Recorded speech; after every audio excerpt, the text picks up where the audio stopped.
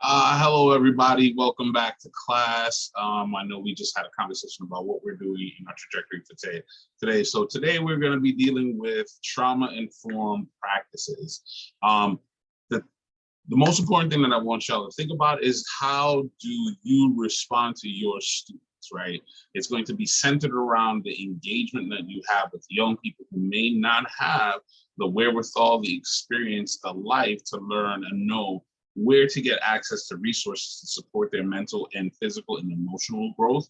Also, an ability to understand where and how to engage with others who are impacted by similar trauma or trauma in general. So our goal today is really to think about like who has experienced trauma and also like how we can work within school buildings and classrooms to support children in terms of like how they think about recalibrating themselves in order to be successful within our classroom. Come on screen. I know this is there's always a hiccup in my video. So here we go. Just to let you know, like in order to really be able to like have a discussion about trauma or this conversation, we really have to like create a common ground or understanding of what is the reasons why we're developing this meaningful engagement in trauma. Like our goal is to develop a language that when we speak, we recognize that and can discuss the historical and current context that impact students, situation, historical and current, that really impact how students are able to fully engage, be it one themselves or a parent or a couple of generations removed. Provide an overview of what the ACEs are, which are adverse childhood experiences, which as schools define, these are the things that cause students to really break down and have trauma and it manifest itself in different responses in schools. We're going to review some definitions from Monica and understand, and then the last real major thing is understand why trauma contextually, why we have to understand trauma contextually and how does that impact our own question of healing. That's going to be things that we do for our second day with this work. So it's my birthday. Yay! I'm making this video like the day before. So, and on like so multiple times, like this is a thing. So last year during COVID, my man's mom died. And like, that's my best friend. This lady supported me through a lot of my tough times, right? And here's the deal, like this whole entire world has just had an experience where over 500,000 people died. So there's going to be a lot of hurt and harm within children. And that young girl with the flowers is my boy's daughter, Frankie, right? How is she experiencing the world as watching her grandmother pass away and then her watching her family also deal with that hurt of their parent, their grandmother, and the matriarch of the family passing. So within the context, like we have to think that there are tons of children who are one dealing with that, plus their own physical, emotional abuse that potentially could happen. So having an understanding of why trauma impacts the way students learn is very vital because trauma happens in every way, in every situation. It's the way we respond to it that is the most important. So ACEs are, as we say, adverse childhood experiences, right? So hunger, abuse, mental and physical, or dealing with death at a young age, all of these things add to a child's emotional stress barrier, right? So when they're emotionally stressed, things add up and they're unable to really engage with like the world without fearing things are happening because their stress, fight or flight gets heightened as due to these experiences, right? So as we go up, like we really think about it that ACEs really are the cornerstone for people who go through and have really troublesome lives because they're unable to really cognizantly deal with their emotions, right? So some of these ACEs that we have seen and probably within your age group would be teen pregnancy, misuse of drugs, depression, having difficulties with authority. And those can be in themselves the beginning of the ACE or manifestations of previous ACEs. So they deal with children. Then once you have multiple ACEs, that really leads to like high risk actions, and also later on leads to earlier death because of the compounded emotional, physical, and all forms of trauma that one does to their own body, also to themselves, right? And from the world out towards them. One of the most important things, and we have you engage with this video, the learning brain versus survival brain, right? And trauma really impacts the brain in multiple ways, because for students, example on this end, this is the stress brain. So in order for a student to be able to fully engage in a classroom, they have to push their stress brain and de-stress. And it's like climbing up a hill. And every time they go up, their stress ball gets bigger and bigger and bigger as their life goes, right? If they're not able to deal with those ACEs, and those ACEs multiply. So as students go, the more they have to go up a hill of fear, stress, anxiety, that sometimes prevents them from being able to pay attention to the actual classroom lesson.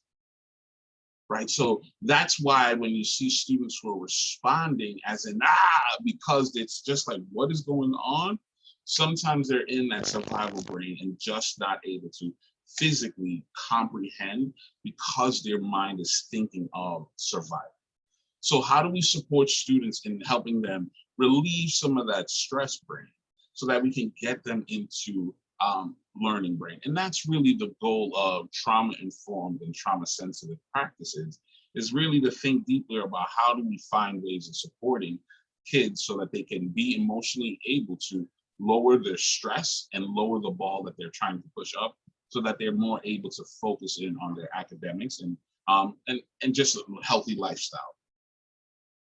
So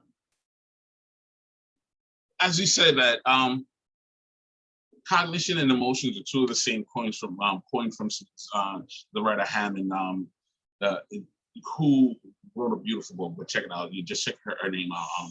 And what her argument is that in order for students to learn, they have to be able to be emotionally cared for, because that emotional care helps them focus in. So students who are impacted by the survival brain are hyper focused on threat.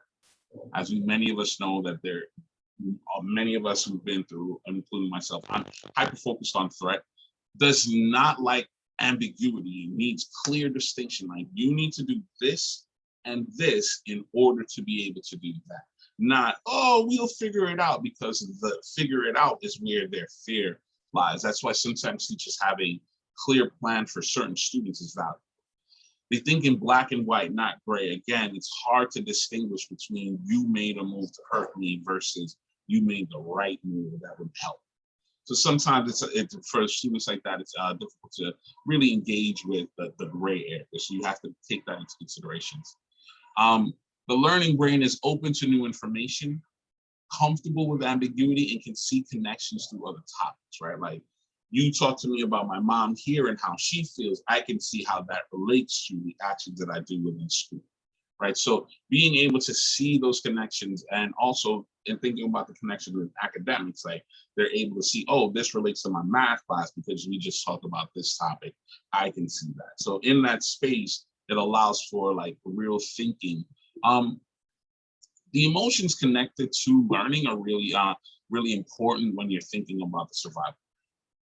Students who are in that place are panicky, obsessive, unwilling to learn new things, right? They're scared, afraid of getting things wrong.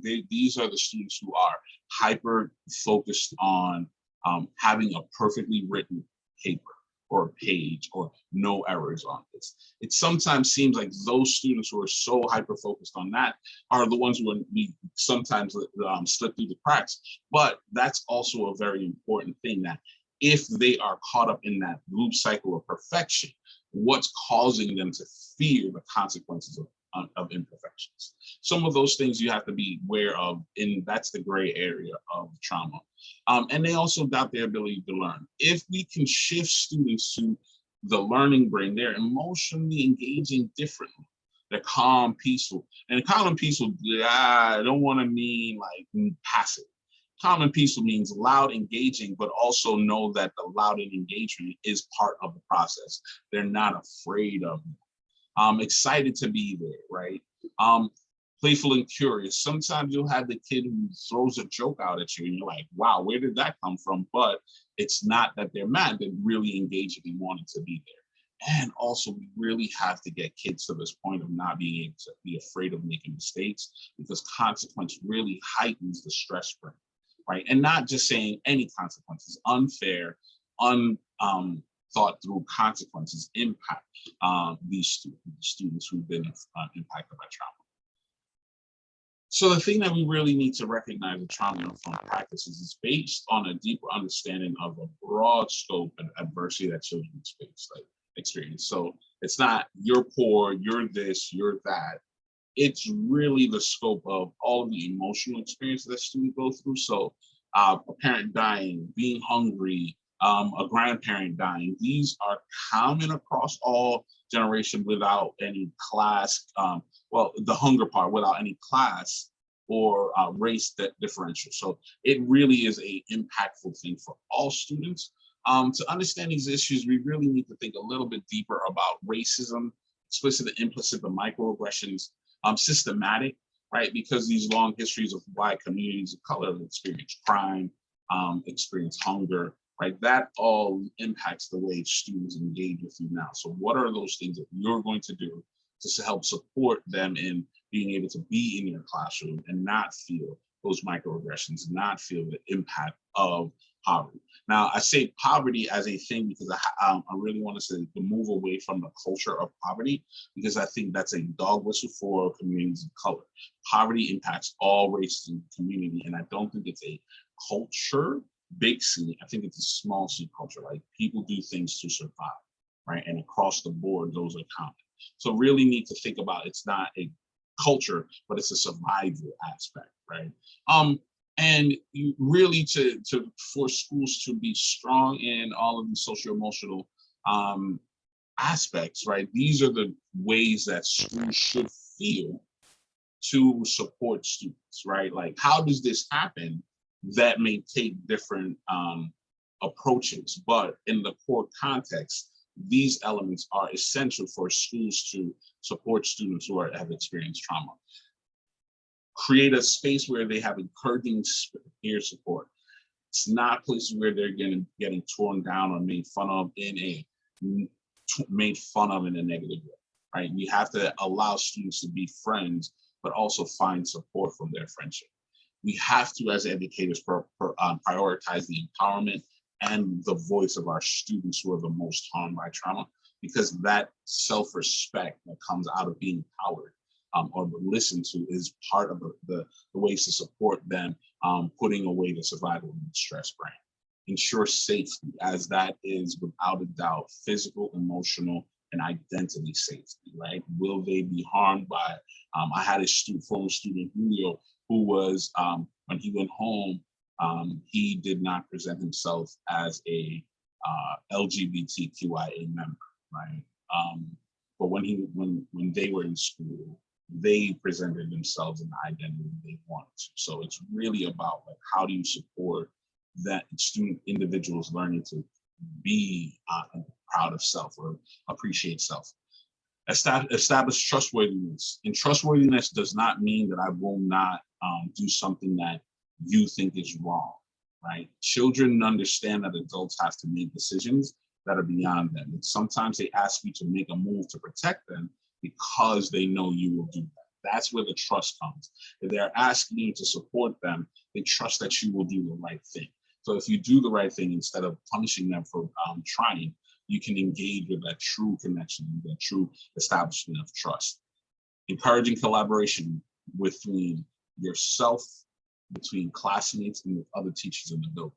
A lot of times kids who experience trauma latch onto one individual, and when that individual is gone, they have no way of figuring out how to deal with trauma. So providing the tools to make larger connections so they're not isolated in a tunnel, and we have a web of support.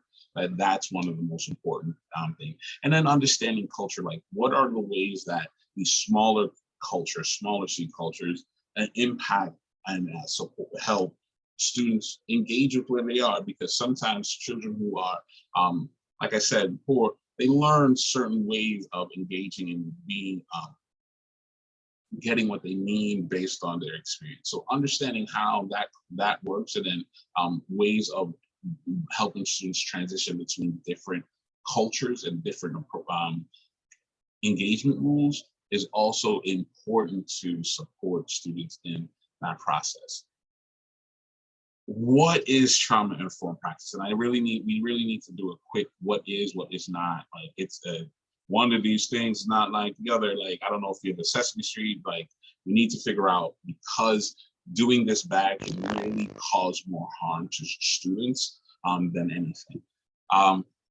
It's a mindset approach. It is a mindset approach that you have to take, that you will provide fair consequences that allow students opportunity to grow and not feel that they're being judged and punished, right? Like, what does that mean to have supportive consequences? How do you provide a parameter for children to run and be safe and still explore, when knowing that once they get out of these boxes, it's bad. It's like a puppy. You give them their little area, they can run wild in that space, but then they know they're safe there, so they don't really work. So providing a good, safe place and opportunities for students, knowing that there is consequence to action, because many times not having consequences is where students who have trauma come from, right? The consequence of their community is either extreme or non-existence. Aimed at fixing the aspect of education system that victimize and traumatize students, right? Our goal is to find ways to build structures that are helpful to students, and dismantle those that are harmful, right? Like, so maybe sometimes the dress code policy that unfairly impacts Black and brown girls because of their body type, right? Those can be things that we try to really end to support our students. A strong, stable, and nurturing relationship fosters the feelings of belonging, really to help improve students. So many schools call that social-emotional learning. That's that emotional support to help students feel that they belong to a space. What it's not, praying, like, and I mean that in like, something will fix this, right? Not recognizing that we need to do action, like having students think that there's something else that will impact it. Yes, praying or being involved in something else higher than you does support students feeling safe, but it's not the only thing. And it's not about fixing kids and fixing students, because they're not broken. They just they've experienced things that are traumatic, and supporting them in how they deal and learn how to engage with that is where it's at. You're not a therapist. You did not go to school to do this, to be a therapist. You do not have a degree in therapy. Do not try. Your goal is to connect resources, resource, refuge, responsibility. The resource is a therapist. Your job is to connect them with those in the building, right? So your goal is to provide opportunities and build positive relationships in and outside of the building with community, so that your students are able to feel valued, right? That's the part of the work that you do. So I just want to review a couple of things with the Monicum work, and it's really important to like deal with what these are. Historical trauma, all of the things that are passed down. For example, African-American communities' distrust of vaccines or medical system that can be traced back to the Tuskegee experiment and the historical abuse of giving an entire community STI. So that long generational trauma is important. You can even trace it back to the Chinese Exclusion Act. All of these things that leave lasting impact on communities, right? The Indian Wars, all of these other things. Intergenerational, so grandparents, mom, dad, kids, right? Sometimes those are considered the abusive cycle of poverty, right? Where it's passed on through generations, right? Not as historical, but direct lineage 2-3 generations deep, right? And that could also be alcoholism, all these other concepts, right? How parents have, how hunger has, And many of you have probably heard your parents or grandparents talk about like when they were growing up and their parents who experienced extreme poverty, right? That gets passed down in hoarding, other things of that nature. Compound trauma, things that happen repeatedly. Like, for example, I grew up across the hallway from my house as a child was a crack house. Every day I went to school, I passed there. Every day I went to school, I saw someone impacted by the crack epidemic. To this day, the first dead body I saw was in front of my school. So the compound of that, plus being in an urban area where the constant violence of policing altered the way that I engage with school, right? So like we really need to think about like how these constant combined effect impacts the way students engage with school. And plus being an immigrant and not knowing the world also impacted how I build textual relationships. Even as a child, like schools would tell me that I might call my home and say they're gonna talk to my dad, even though when my dad came to America for 1 year, I felt he wasn't there. So there was a trauma there that was compounded and kept on adding by my teachers. Unhealed trauma is that space of unforgiving that that many people carry, and a lot of times kids who are poor believe it's them, right? And that's that unhealed. It's important to think about resiliency and not that it's something to be you strive for it, but it's the process of getting. People are resilient in all ways because they make it day by day. They're there, they're already there. Your goal is to build upon and provide other positive coping mechanisms that that child is using to already survive. You, again, going back to that fixing, you're not fixing, you're providing avenues of resources. As a teacher, you have to be aware of how how students pass on experiences to you and how you pass on experience to your students, right? When my kids go through the struggle, I have to not put my mask on. If like, for example, in the airplane, like when you're triggered, you want to put your mask on first, but you have to put the mask on the child sometimes because you're the adult and then figure yourself out. But it is important to not trigger students or pass on your trauma to them. That is important because in ways they're not able to deal with as much, right? So it's the way you pass on and those experiences are triggered and counter-triggered. For example, watching a movie or something where it deals with experience that a student has, and then you re-trigger, right? Like that transferred, and then the experience that when talking to you or talking to others, they carry that, and we all do. This year has been heavy, and everyone carries it. And there's the hazy trauma. It's when sometimes in things that you're not really sure why it happened, but it's there. There's something there that makes you or impacts you in a way. So it's really important that when we're thinking about these places, like we want you to work on like, how do you see these different forms of trauma? Sometimes they're all in the same. Sometimes students have 3, sometimes students have 1. That's what we mean by ACEs, the multiple levels, multiple traumas. So we want you to do some work in like identifying these in the context of your students. So where do you see this in the jigsaw? Tina's going to explain that in our next portion, but we really want you to take a deep dive and think about how these traumas are shown within the experience of students in the past that you might have seen.